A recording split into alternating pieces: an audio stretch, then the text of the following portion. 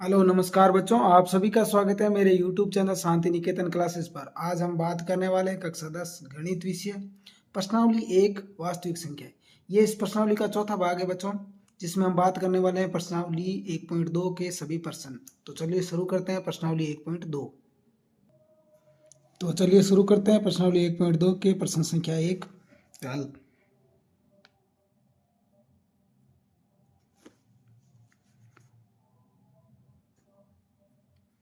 माना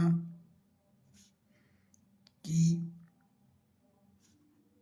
√5 एक परिमेय संख्या है। इससे उल्टा मानेंगे बच्चों,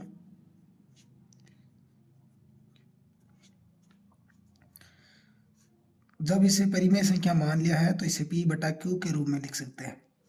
तो √5 बराबर होगा P बटा Q, जहां Q बराबर नहीं हो सकता 0 के।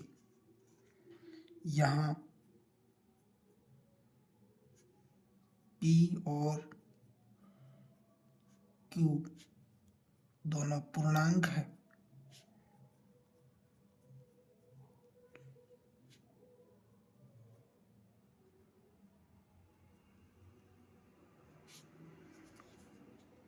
ठीक है, यदि P और Q के कोई उभयनिष्ठ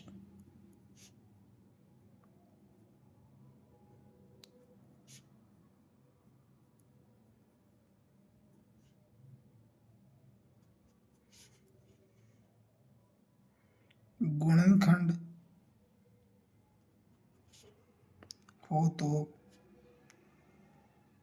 उसे अपन काट कर √5/1 बराबर कर देंगे A बटा B। ये इसका सरलतम रूप है A बटा B। ठीक है बच्चों, यहाँ A और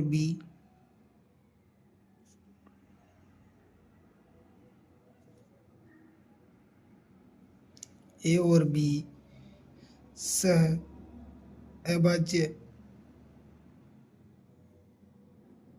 संख्या है। इस बात को समझे कि A और B में एक के अलावा कोई उभयनिष्ठ गुणनखंड नहीं है, अर्थात √5 और 1 में एक के अलावा कोई उभयनिष्ठ गुणनखंड नहीं है। तो इनकी क्या करते हैं, वज्र गुणा कर देते हैं। वज्र गुणा की है तो √5B बराबर A। ठीक है, अच्छा अब दोनों तरफ वर्ग कर देंगे। दोनों तरफ वर्ग करने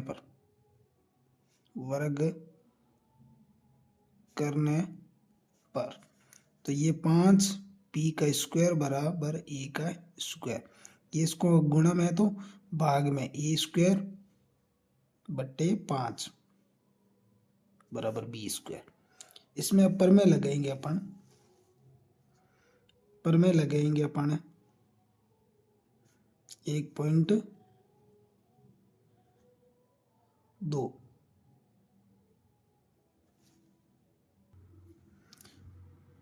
5A² को विभाजित करता है। यहाँ मैं आपको ये समीकरण 1 दे देता हूँ। तो 5A को भी विभाजित करेगा।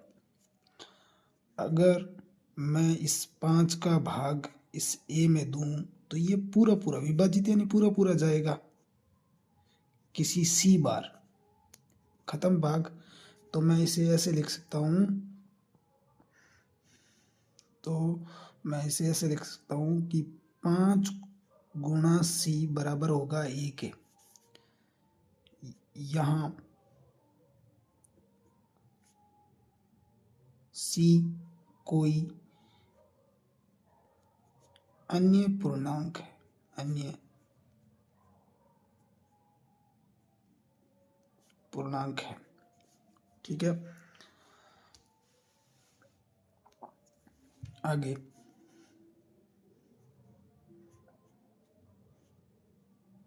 दोनों पक्षों में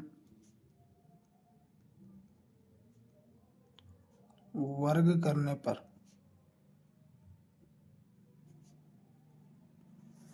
तो ये हो जाएगा 25c का स्क्वायर बराबर a का स्क्वायर। ए स्क्वायर के बराबर क्या है? 25c square. इस ए स्क्वायर को समीकरण 1 में रख देते हैं। समीकरण 1 में ए स्क्वायर का मान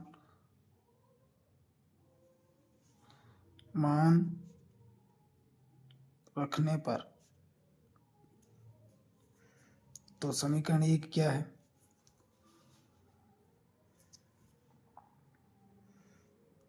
5b स्क्वायर बराबर ए स्क्वायर। इस एक के बराबर में यह है पूरा 25c स्क्वायर, तो मैं यहाँ लिख दूंगा 25c स्क्वायर 5b स्क्वायर। ठीक है, ये यहाँ आ जाएगा। इस 5 से ये 25 5 बार गया, यहाँ b स्क्वायर बराबर ये बच गया 5c स्क्वायर। ठीक है, तो ये c के गुणा में है, तो ये इसके भाग में आ गया, अर्थात विभाजित कर रहा है। यहाँ 5 ए को विभाजित कर रहा था, यहाँ 5 बी को भी विभाजित कर रहा है। यानी ए और बी का जो उभयनिष्ठ एक गुणनखंड 1 के अलावा 5 भी है। तो हमने यहाँ एक लाइन लिखी थी कि ए और बी क्या है? सहभाज्य संख्या है। ये हमने क्या लिखा है? यहाँ ए और बी सहभाज्य संख्या है। ये एक विरोधाभास उत्पन्न हो रहा है बच्चों, जिसके कारण जो हमने जो परिकल्पना की वो हमारी परिकल्पना गलत है।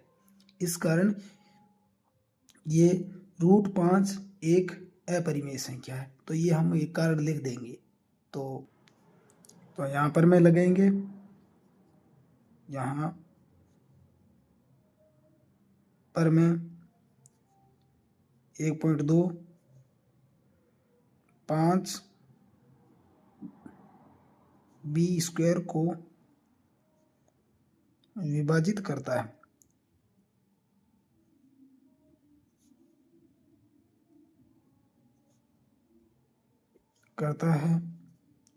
तो 5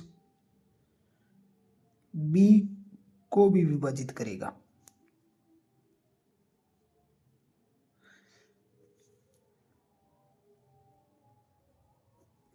ये विरोधाभास है कि एक बार हम कह रहे हैं कि ए और बी सहभाज्य संख्या है, और एक हम ये कह रहे हैं कि बी में 5 का भाग जाएगा और ए में भी 5 का भाग जाएगा।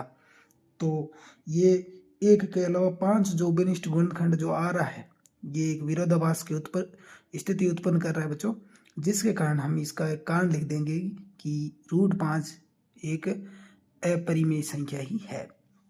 तो चलिए मैं कारण नोट कर देता हूँ। अतः ए और बी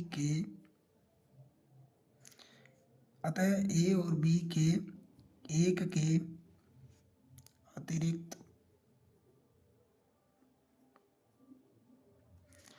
5 बी उभयनिष्ठ गुणनखंड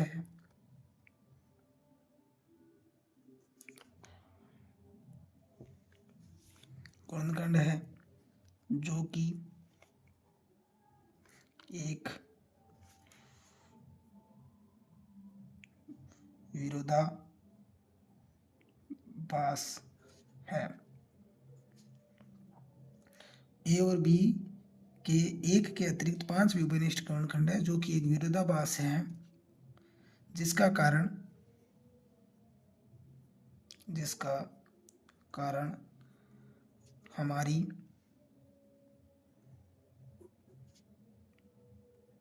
गलत परिकल्पना है। जो हमने कल्पना की थी कि रूट 5 एक परिमेय संख्या है, जिसका कारण हमारी गलत परिकल्पना है, इसलिए रूट पाँच एक अपरिमेय संख्या है। ठीक है बच्चों, तो चलिए शुरू करते हैं नेक्स्ट सवाल। संख्या 2 क्या है, सिद्ध कीजिए कि 3+2 रूट 5 एक अपरिमेय संख्या है। तो हम इसके विपरीत मान लेंगे। माना कि 3+2 रूट 5 एक परिमेय संख्या, विपरीत हो गया,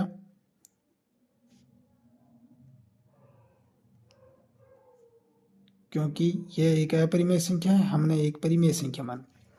हमने अगर परिमेय संख्या मान लिया है तो हम इसे p बटा q के रूप में लिख सकते हैं, क्योंकि परिमेय संख्याओं की परिभाषा थी।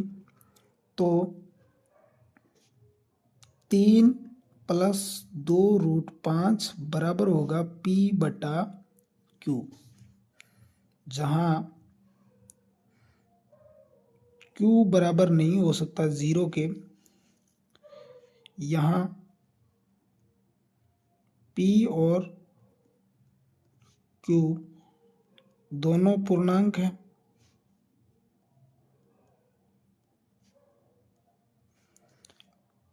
ठीक है। अच्छा, अगर इनमें कोई उभयनिष्ठ गुणनखंड है तो हम उनके सरलतम रूप में लिख लेंगे। ठीक है ना, कि उनका उभयनिष्ठ गुणनखंड बाद में कोई नहीं होगा।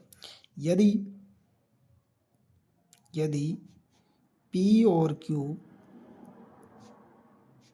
का कोई उभयनिष्ठ गुणनखंड हो तो 3+2 रूट 5 बराबर होगा a बट्टा b के। यहाँ a और b सहभाज्य संख्या है।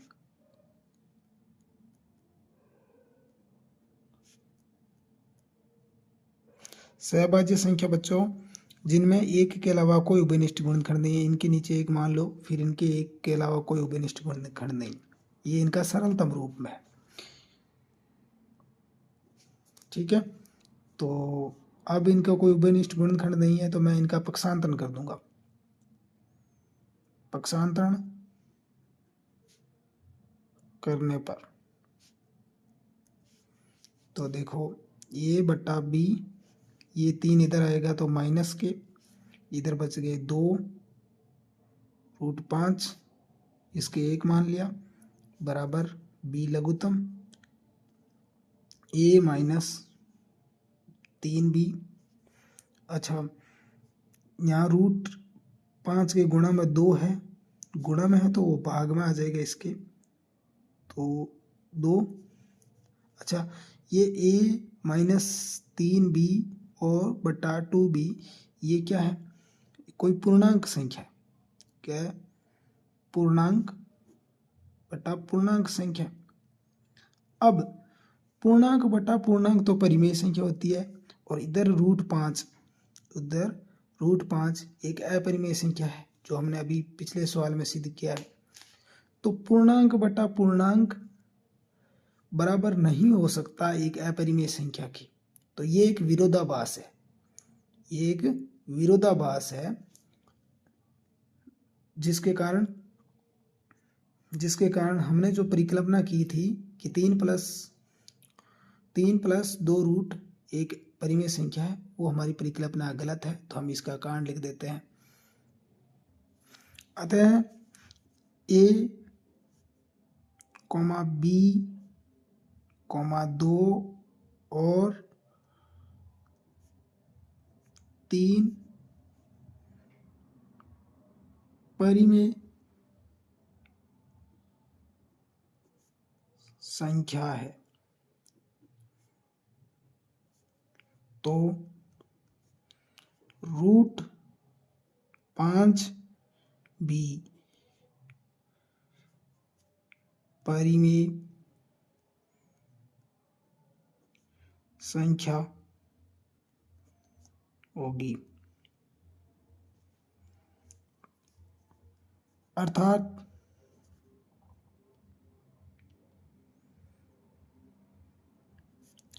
यह एक विरोधाभास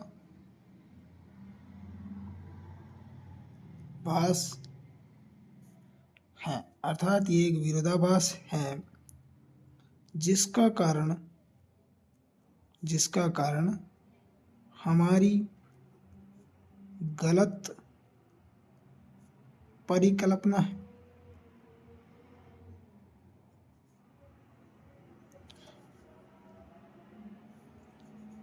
इसलिए 3+2 एक अपरिमेय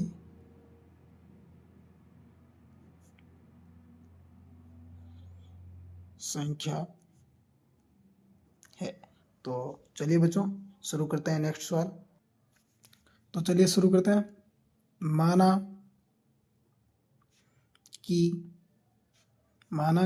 1/√2 एक परिमेय संख्या है।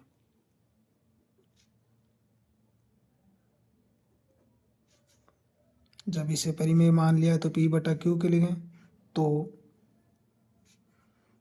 1/√2 बराबर P/Q, जहाँ Q बराबर नहीं हो सकता 0। यहाँ P और Q दोनों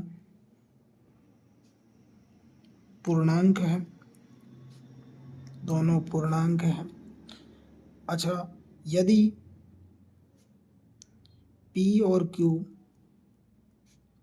Q के कोई उभयनिष्ठ गुणनखंड हो तो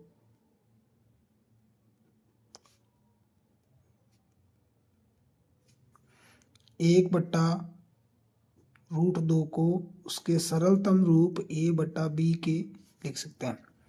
यहाँ A और B सह अभाज्य संख्या है, यानी इनका कोई अब उभयनिष्ठ गुणनखंड नहीं है एक के अलावा।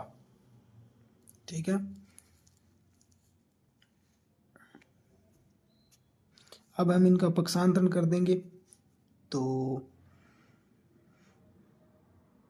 √2/A बराबर B। अच्छा, √2B/A हो गया तो इसका कारण लिख देंगे हम। अतः A और B ये कोई पूर्णांक संख्या, पूर्णांक बटा पूर्णांक। A और B दोनों पूर्णांक है तो परिमेय संख्या है।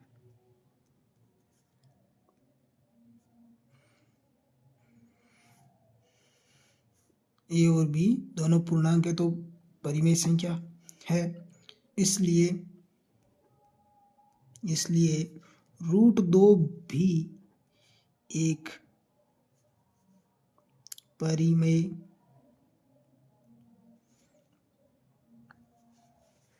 संख्या होगी ठीक है भाई, ये पूर्णांक बटा पूर्णांक अगर परिमेय पूर्णांक है तो परिमेय संख्या ही होगी। अब इनके बीच में बराबर का चिन्ह है तो ये √2 भी क्या है, परिमेय संख्या है, जो कि अर्थात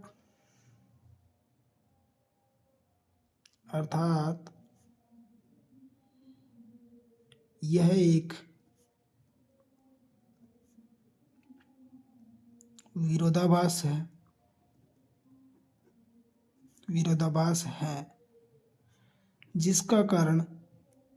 जिसका कारण हमारी गलत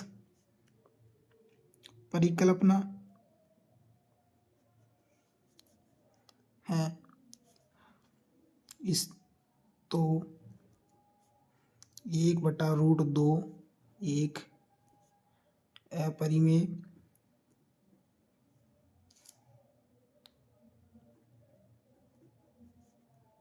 संख्या है।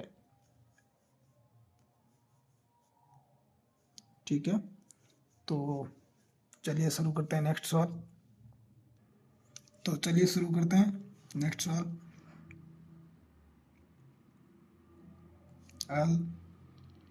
माना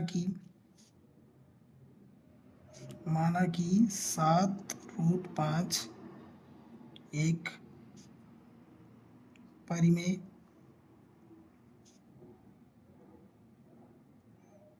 संख्या है। माना कि 7 रूट एक परिमेय संख्या है, तो परिमेय संख्या मान लिया है, तो परिमेय संख्या मानने पर 7√5 बराबर होगा P बटा Q के, क्योंकि परिमेय संख्या P बटा Q के रूप में लिख सकते हैं, जहाँ Q बराबर नहीं हो सकता 0। यहाँ P और Q दोनों पूर्णांक है। यदि P और Q के कोई उभयनिष्ठ गुणनखंड हो तो 7√5 बराबर होगा A बटा B। यहाँ A और B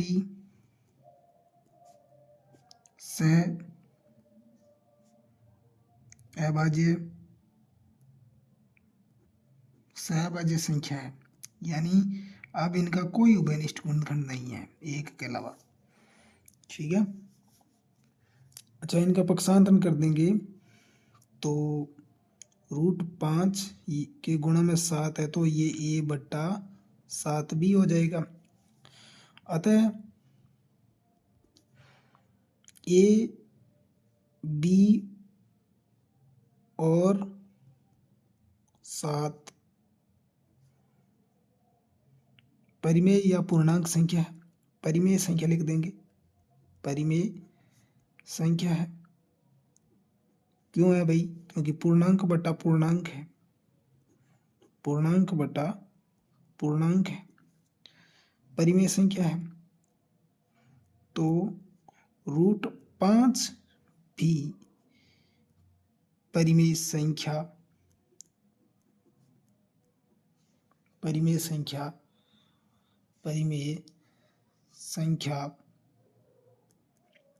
होगी। अर्थात ये एक विरोधाभास है, अर्थात यह एक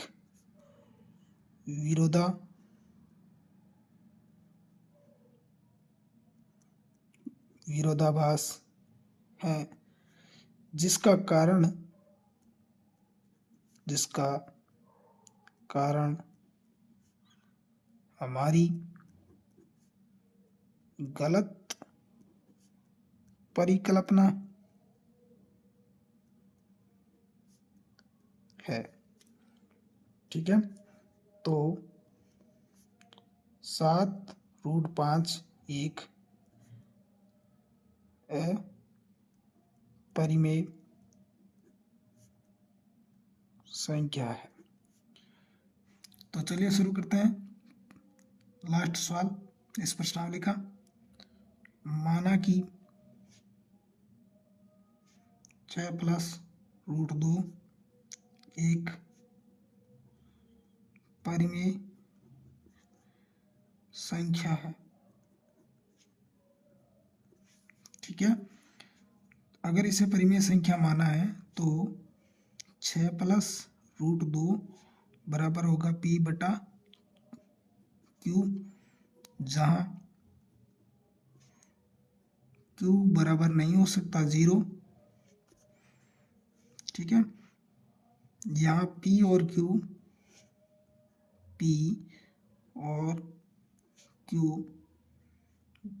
दोनों पूर्णांक है। P और Q दोनों पूर्णांक है। यदि P और Q के कोई उभयनिष्ठ गुणनखंड हो तो 6+√2 बराबर हो जाएगा A/B। यहाँ A और B सहभाज्य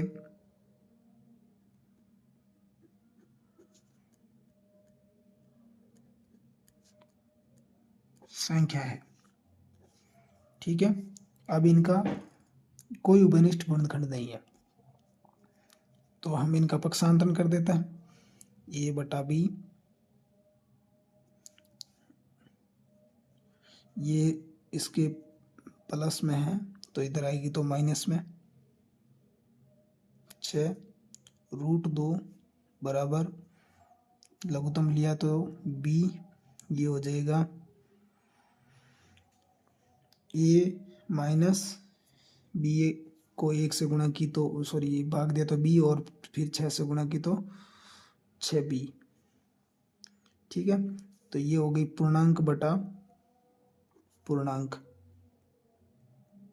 पूर्णांक बटा पूर्णांक, तो अर्थात ये एक परिमेय संख्या है। ये परिमेय संख्या तो ये भी क्या होगी, परिमेय संख्या, जो कि एक विरोधाभास है।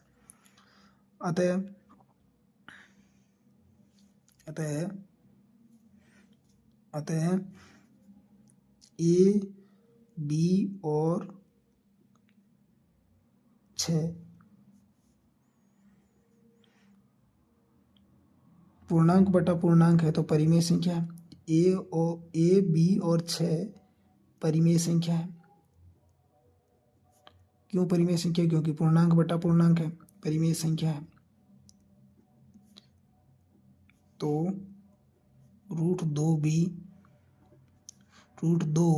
भी परिमेय संख्या होगी। बराबर का चिन्ह लगा है, परिमेय संख्या होगी। अर्थात